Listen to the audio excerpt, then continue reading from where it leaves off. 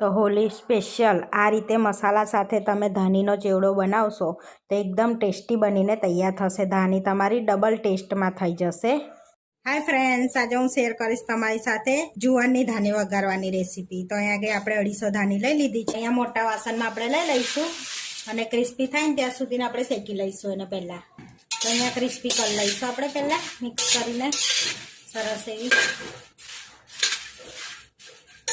તો અહીંયા આગળ આપણે એક સ્પેશિયલ મસાલો બનાવી લઈશું ધાની પર સ્પ્રિંકલ કરવા. તો અહીંયા આગળ 2 ચમચી આપણે દળેલી ખાંડ લઈ લઈશું.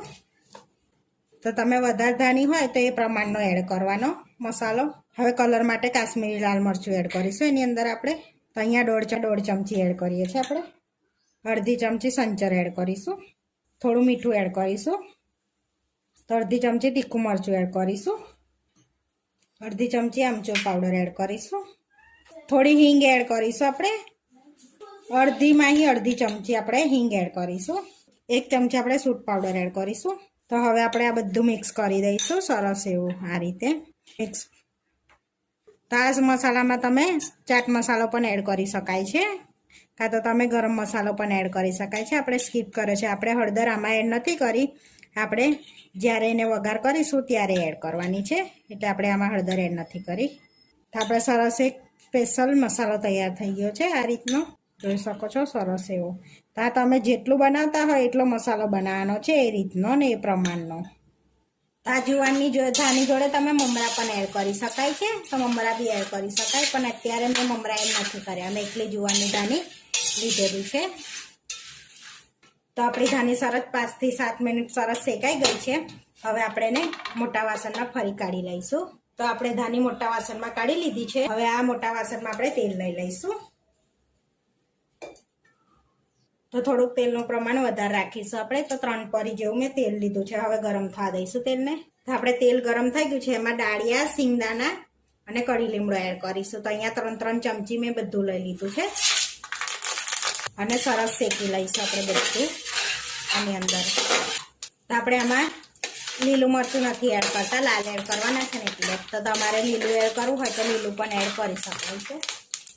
તો બધું સરસ શેકાઈ ગયું છે. હવે આપણે હળદર એડ કરવાની છે એની અંદર.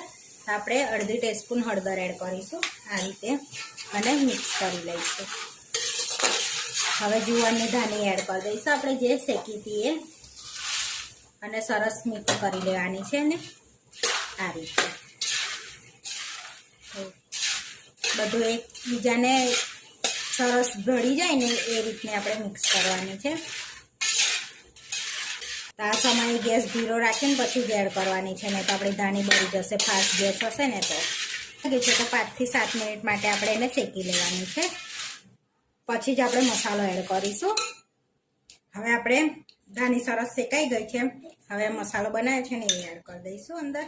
તો બધો એડ કરી દેવાનો છે રીતે અને સરસ મિક્સ કરી લઈશું આપણે, અને ગેસને ધીરો રાખીશું. અને ગેસ પરથી હવે નીચે ઉતારી લઈશું મિક્સ કર્યા પછી આ રીતે. નહીં તો આપણી ખાંડ ઓગળે, કડક થઈ જશે ધાની આપણી. તો ગેસને બંધ કરી દઈશું અને મિક્સ કરી લઈશું. હવે ગેસ પરથી નીચે ઉતારી લીધી છે સરસ એવી. તો હવે થોડીક ઠંડી થવા દઈશું આપણે. તો આપણી ધાની સરસ રેડી થઈ ગઈ છે, ઠંડી પણ. હવે સર્વ કરી લઈશું આપણે બાઉલમાં. હવે બાઉલમાં આપણે સર્વ કરી લઈશું.